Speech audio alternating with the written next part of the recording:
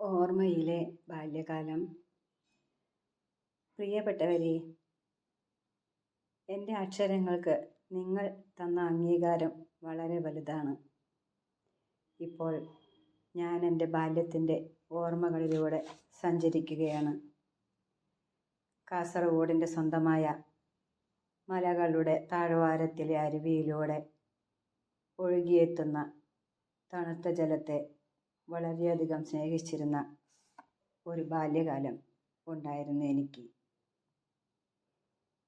ഓരോ കാലാവസ്ഥാ വ്യതിയാനത്തെ സ്വീകരിച്ച് ഒഴുകിയെത്തുന്ന ജലത്തിൻ്റെ ശബ്ദത്തെ സംഗീത മാധുര്യത്തോടെ സ്നേഹിച്ചിരുന്ന ഒരു ബാല്യകാലം.